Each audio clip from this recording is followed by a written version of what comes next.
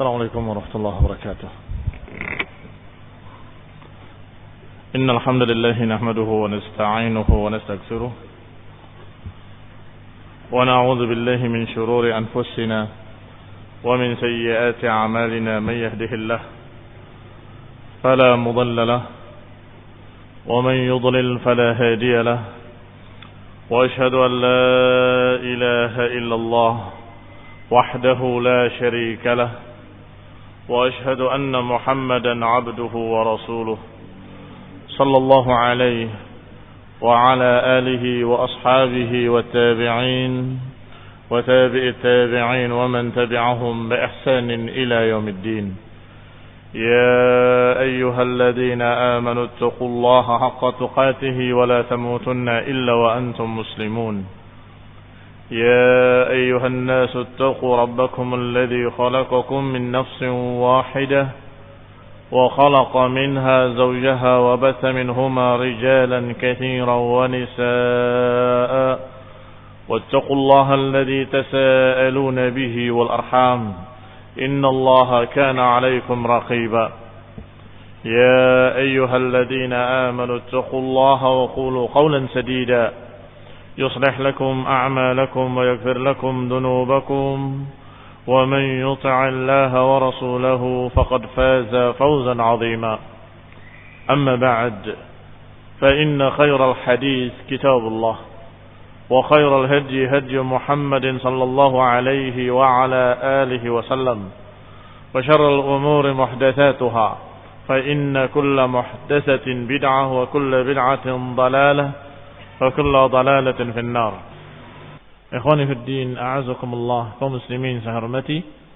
Sampai kita pada ikhbarul kuhan minal Arab, ay minal ahbari war ruhban. Berita-berita dari para dukun-dukun Arab dan juga dari ahbar dan dari ruhban. 3 golongan. Golongan pertama golongan musyrikin yang mereka biasa menerima berita dari dukun-dukun mereka. Yang kedua dari kalangan Yahudi yang biasa mereka mendengar dari tokoh-tokoh agama mereka yang dijuluki dengan ahbar. Pakai ha, bukan pakai kha. Ahbar. Sedangkan Nasrani biasa mereka mengambil berita dari tokoh-tokoh agama mereka yang dijuluki dengan rahib atau bentuk jamaknya ruhban. Yang Allah Subhanahu wa taala menyatakan tentang mereka, ittakhadhu ahbarahum wa ruhbanahum arbaban min dunillah.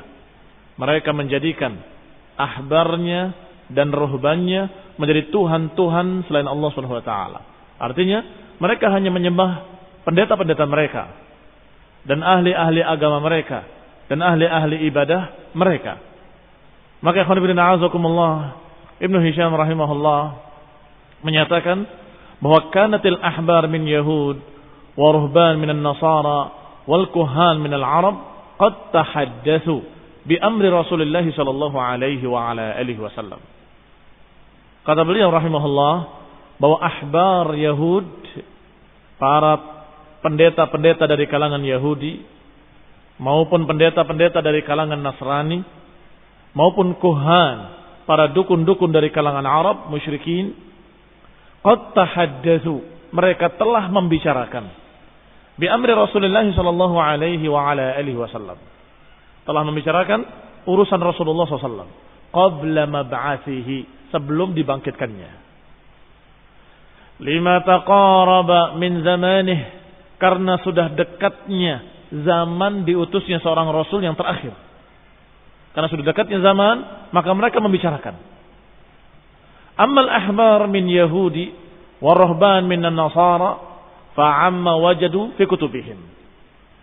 Adapun ahbar dari kalangan Yahudi maupun ruhban dari kalangan Nasrani, maka mereka membicarakannya dari apa yang mereka dapati di kitab-kitab mereka. Sudah turun dalam Injil, sudah diberitakan dalam Taurat bahwa akan datang seorang nabi yang terakhir yang namanya Ahmad atau Muhammad atau Mahi, dan sekian nama-nama yang disebut yang merupakan julukan-julukan bagi Rasulullah sallallahu alaihi wa ala alihi wasallam. Maka mereka membicarakannya dari kitab-kitab mereka. Min sifatihi wa sifati zamani. Mereka memberitakan sifat-sifat Nabi yang akan datang. Dan mereka memberitakan pula zaman di mana Nabi akan diutus. Zamannya begini, zamannya begitu. Maka zaman tersebut mereka sudah merasa bahwa ini zaman yang dikhabarkan dalam kitab-kitab mereka akan munculnya seorang Nabi. Dan digambarkan oleh mereka sifat-sifatnya dengan detail. Sampai dikatakan oleh Allah Subhanahu wa taala, ya'rifunahu kama ya'rifuna abna'ahum. Mereka mengenalinya seperti mengenali anak-anak mereka sendiri. Mengenali namanya, sifatnya, bagaimana bentuk tubuhnya dan seluruhnya. Wa ma kana min ahdi anbiya'ihim ilaihim fi. Dan juga mereka membicarakan dari apa-apa yang telah diberitakan oleh nabi-nabi mereka. Ini mereka Yahudi dan Nasrani, pendeta-pendeta mereka, ahli-ahli kitab mereka membicarakan tentang nabi yang akan datang dari dua sisi. Dari kitab-kitab yang turun pada mereka dan dari berita-berita nabi-nabi mereka. Dari Nabi Musa, dari Nabi Isa dan lain-lainnya. Wa amal kuhan, adapun para dukun-dukun dari kalangan musyrikin Arab, fa'atathum bihi syayatin. Maka mereka mendapatkan berita dari apa yang didatangkan beritanya oleh syaitan-syaitan, oleh jin-jin. Syayatin minal jinni. Fima tastariqu minas sam'i. Sedangkan syaitan, jin-jin yang disuruh oleh para dukun-dukun tersebut mengambilnya fima tastariqu minas sam'i, dari apa yang mereka curi dari berita-berita langit. Idh kanat wa hiya la tahjubu an dzalika bil qadhfi bin nujum. Karena ketika itu mereka tidak dihalangi untuk bisa mencuri berita-berita langit, tidak dihalangi dari yang demikian bil qadhfi, tidak dihalangi dengan pelemparan-pelemparan bin najmi, pelemparan-pelemparan bintang, tidak. Maka saat itu sebelum diutusnya Nabi, mereka dengan mudahnya mencuri pembicaraan-pembicaraan para malaikat, mencuri berita-berita langit.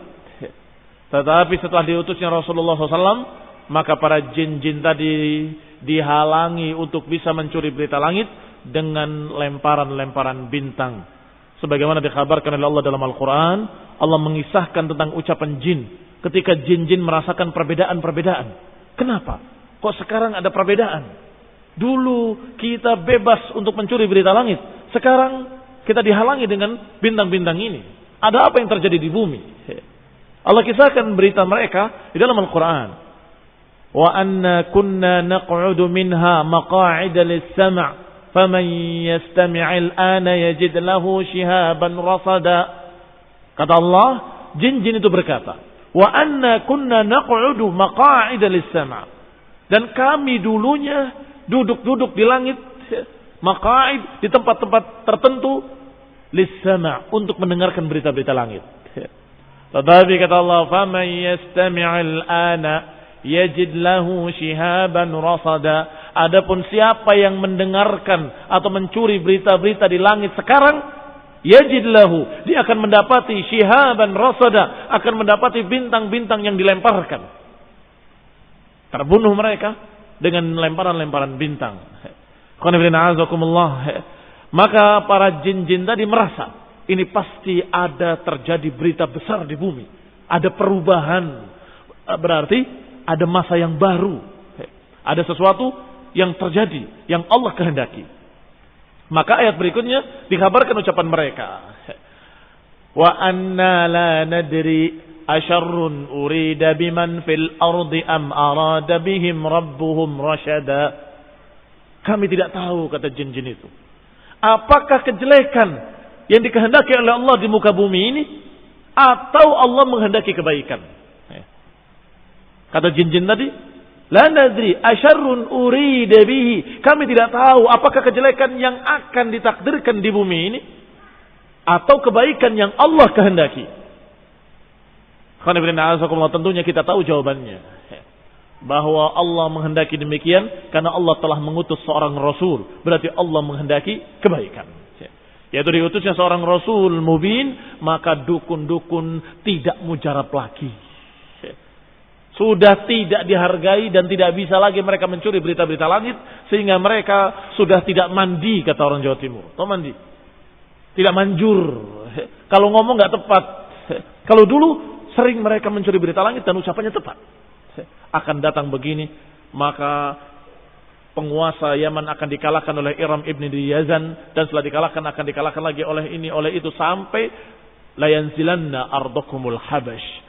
Kalian akan dikuasai oleh Habasyah. Terjadi atau tidak terjadi? Terjadi. Dalam keadaan mereka tetap bukan alimul ghaib. Mereka bukan alimul ghaib. Mereka bukan orang yang ahli tentang berita-berita gaib. Tapi mereka mencuri berita-berita langit. Yang sekarang mereka tidak bisa lagi mencuri berita-berita langit. Dan jin-jin tadi hakada dikatakan dalam sebuah riwayat. Hakada, yang ini seperti jari jemari ini. Yang satu paling tinggi di atas yang lain, sampai kemudian ketika yang di atas mendapatkan satu berita, disemparkan kepada yang di bawahnya, dilemparkan kepada yang di bawahnya terus sampai kepada dukun. Sanadnya dari jin, kemudian ke jin, kemudian ke jin, kemudian ke dukun. Jadi dukun mendapatkan dari syaitan, dari syaitan, dari syaitan, dari syaitan. Sanadnya sanad syayatin, makanya syarrul isnad, sejelek-jelek sanad. Bersama dengan itu ditambah dengan 100 kedustaan oleh para syayatin tadi. Maka tentunya ini riwayat yang paling kadzab. Karena riwayatnya dari kadzab an kadzab an kadzab an kadzab. Kembali kepada apa yang diberitakan. Kata Ibnu Hisham, maka berita-berita tentang Nabi sudah dibicarakan oleh 3 golongan. Golongan Yahudi membicarakannya, golongan Nasrani membicarakannya, dan golongan musyrikin Arab jahiliyah juga membicarakannya. Masing-masing dari sumber-sumbernya. Adapun Yahudi dan Nasrani dari kitab-kitab mereka, dari nabi-nabi mereka. Adapun musyrikin dari dukun-dukun mereka yang mengambil dari jin yang mencuri berita-berita langit sebelum dilempar dengan bintang-bintang. Hatta ba'athahu Allahu wa waqa'at tilkal umur, hingga Allah utus Rasulullah sallallahu alaihi wa ala alihi wasallam, maka terjadilah apa yang mereka bicarakan. Wallati kanu yadkurun, apa yang mereka sudah sebut-sebut ternyata terjadi. Fa'arafuha, maka taulah mereka. Wa kana al-kahin wal kahina la yazal yaqa minhuma dzikru ba'di umurihi. Memang dukun laki-laki maupun perempuan, tukang-tukang sihir mereka sering berbicara, tapi ucapan mereka tidak gubris, tidak dihargai. Tidak seperti ucapan para ahlul kitab. Tidak seperti ucapan para ahbar dan ruhban. Sampai ketika terjadi, baru mereka mengetahui ternyata tebakan para si tukang-tukang sihir itu benar. Falamma taqaraba amru Rasulillah. Maka ketika semakin dekat waktu diutusnya Rasulullah SAW, wa hadara mab'athuhu, dan sudah hadir waktu diutusnya Rasulullah, hujibatis syayatin anis sam'i, maka dilaranglah syaitan-syaitan untuk mencuri berita-berita langit. Dihalangi hila bainaha wa bainal maqa'id allati kanat taq'udu listiraqis sam'i fiha. Dihalangi mereka, antara mereka dan tempat-tempat duduk mereka yang biasa mereka duduk di sana untuk mencuri berita-berita langit. Faramau bin nujum, maka sejak diutusnya Nabi, mereka dilempar dengan batu-batu, dilempar dengan bintang-bintang. Fa'arafatil jinnu anna dzalika li amrin hadas. Maka jin-jin tadi tahu bahwa ini karena sesuatu yang sudah terjadi di bumi, yaitu merupakan berita besar. Min amrillahi fil ibad, yaitu dari urusan Allah terhadap para hamba-hambanya. Demikian keadaan di zaman Rasulullah SAW, dalam keadaan sudah hampir mencapai waktu diutusnya. Rasulullah SAW dalam keadaan sudah menikah, dalam keadaan sudah berumur hampir 40 tahun, maka semakin ramai mereka yakin bahwa sekaranglah diutusnya seorang Rasul. Berkata Ibnu Hisham rahimahullah, wa kanat sifatu Rasulullah sallallahu alaihi wa ala alihi wasallam fima dzakara Umar maula Ghufrah an Ibrahim ibn Muhammad ibn Ali ibn Abi Thalib. Dan di antara sifat Rasulullah SAW, sifat khalqiyahnya. Sifat khalqiyah. Sifat khalqiyah ini sifat jasad beliau sallallahu alaihi wa ala alihi wasallam. Di antaranya apa yang diriwayatkan oleh Umar yang merupakan maula Ghufrah dari Ibrahim ibn Muhammad dari Ali ibn Abi Talib radhiyallahu taala anhu. Beliau berkata, "Kana Ali ibn Abi Talib alaihi salam idza na'ata Rasulullah qala." Bahwa Ali ibn Abi Talib kalau mensifati Rasulullah SAW, beliau berkata, "Lam yakun bit-tawilil mumaghatt walal qasilil mutaraddad." Dikatakan bahwa beliau tidak tinggi dan tidak pula pendek. Dikatakan mumaghatt artinya mumtadda, tidak tinggi menjulur dan tidak pula qasir mutaraddad, tidak pula pendek yang rendah. Berarti tidak terlalu tinggi, tidak terlalu pendek. Wa kana rib'atan minal qaum. Dan dikatakan rib'ah minal qaum. Apa rib'ah? Alladzi laisa bitawil walal qasir. Orang yang dalam keadaan tingginya pas. Apa istilahnya? Dalam keadaan tingginya seimbang di antara kaumnya, yang tengah-tengah di antara kaumnya. Walam yakun bil ja'dil qatat walas sabt. Tidak keriting kecil-kecil. Qatat itu seperti titik-titik keritingnya, yang istilah di sini keriting merica. Tidak pula lurus, kojor begitu, tidak. Berarti bagaimana? Kana ja'dan rajlan. Beliau dalam keadaan hanya ikal berombak. yakni tidak keriting yang sangat, tetapi tidak pula lurus. Walam yakun bil mutahham, dan Rasulullah SAW tidak gemuk, tidak gembrot. Wala al mukalzam, disebutkan mukalzam di sini al mustadirul wajah fi sighar, yang wajahnya bundar, bulat, tidak begitu. Wa kana abyad musyraban, dan beliau wajahnya, badannya putih segar. Ad'ajal ainain, yang kedua matanya hitam pekat, yang kedua bola matanya hitam, bukan bermata biru wala kuning, tapi hitam. Ahdab al-ashfari, ahdab al-ashfar maknanya tawil, ahdabuha, panjang bulu matanya. Bulu matanya panjang. Jalilul masyash, masyash idham ru'usil mafasil, tulang yang ada di ujung pundak ini dalam keadaan digambarkan jalil, besar, tinggi ininya. Dadanya atau tulang di pundaknya bidang. Demikian pula katid, tulang belikatnya besar. Daqiqul musrabah,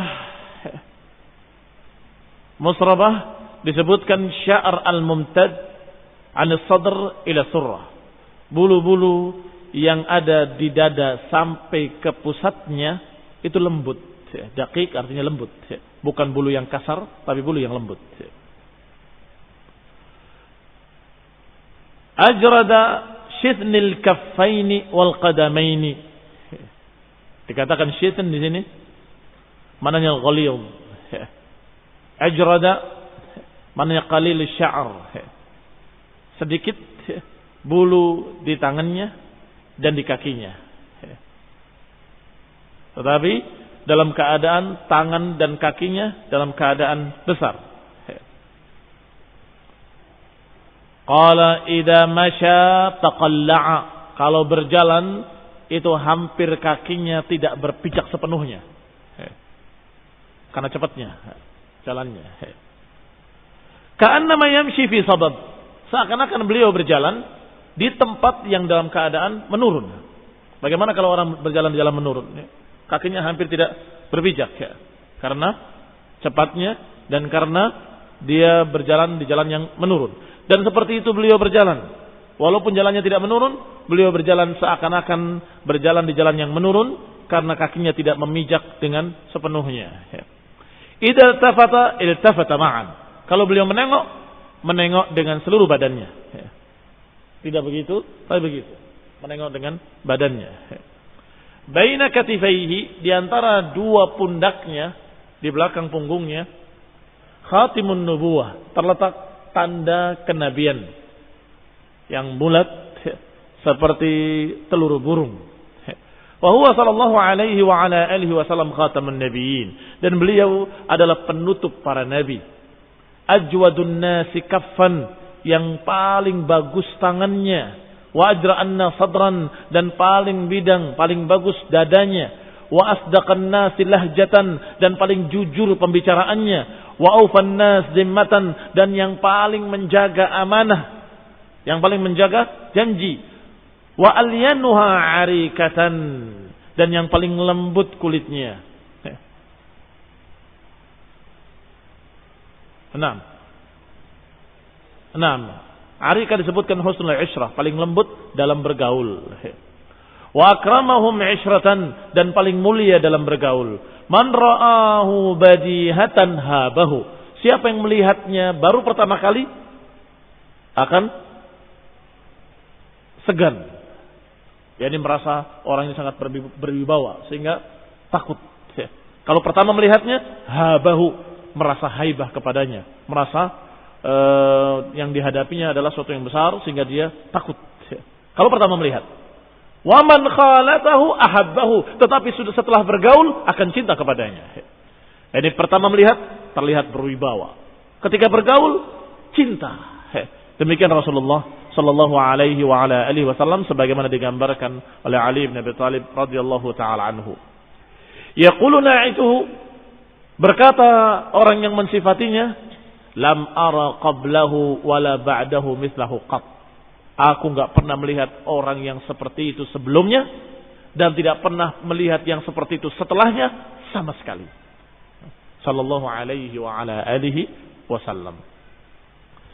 Sifat Rasulullah SAW minal Injil. Sekarang sifat yang digambarkan dalam Injil.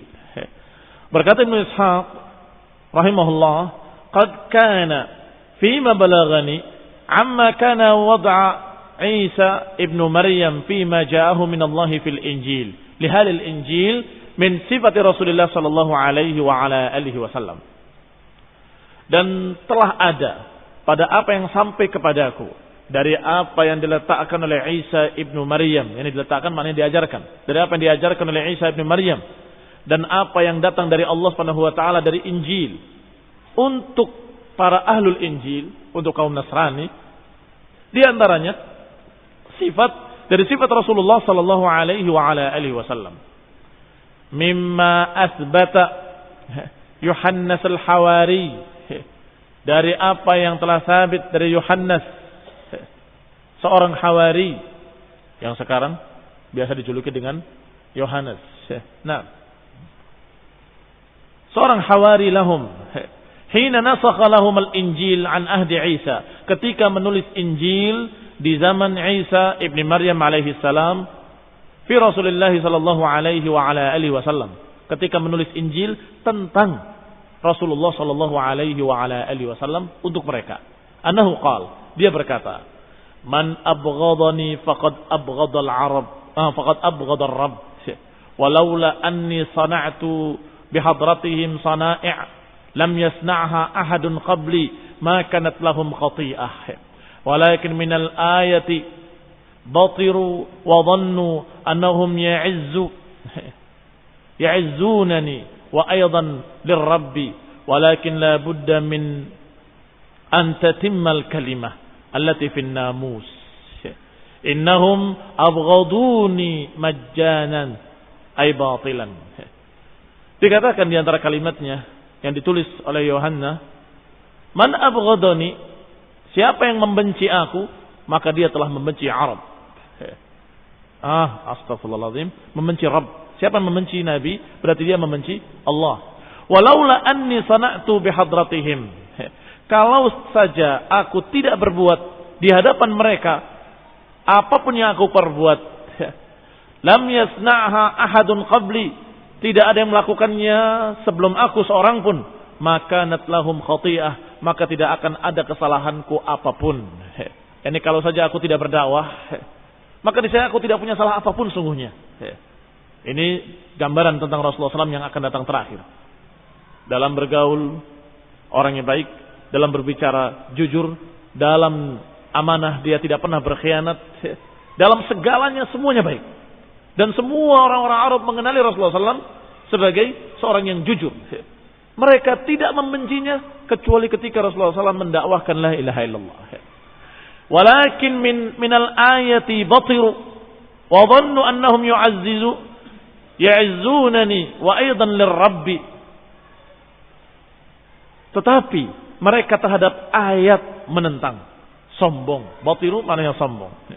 Wa dhannu annahum ya'izunani wa aidan lirrabbi, dan mereka mengira bahwa mereka membenci aku dan juga terhadap Allah, terhadap Rabb. Walakin la budda min an tatimmal kalimah, tetapi kalimat ini harus sempurna. Kalimat yang dibawa oleh Nabi tersebut harus sempurna. Allati fin namus, yaitu kalimat yang dibawakan oleh namus. Siapa namus? Nah, sudah disebut kemarin ketika berbicara tentang Rasulullah, maka pendeta tadi mengatakan hadan namus, itu adalah namus yang pernah datang pada Musa. Ini Jibril dalam bahasa mereka. Yani apa yang dibawanya harus sempurna, yaitu kalimat-kalimat yang dibawa oleh namus oleh Jibril kepadanya. Ini juga sama dengan yang diturunkan dalam Al-Quran. Ayat apa? Yuriduna an yutfi'u nurallah biafwahihim. Wallahu mutimmu nurihi walau karihal kafirun. Tapi Allah akan tetap menyempurnakan cahayanya walaupun mereka tidak suka. Yani mereka kaumnya akan membencinya dalam keadaan beliau tidak punya salah apapun. Nah, ini gambaran dalam Injil. Bahwa nanti akan datang seorang nabi, yang seorang nabi tersebut akan dibenci oleh kaumnya dalam keadaan dia tidak punya kesalahan apapun kecuali dia menyampaikan ayat. Tetapi dalam keadaan mereka membencinya, Allah Subhanahu wa taala akan menyempurnakan ayat yang dibawa oleh namus dan akan menyempurnakannya walaupun mereka tidak suka. Innahum abghaduni majjanan, mereka membenci aku dalam keadaan tidak ada alasan apapun.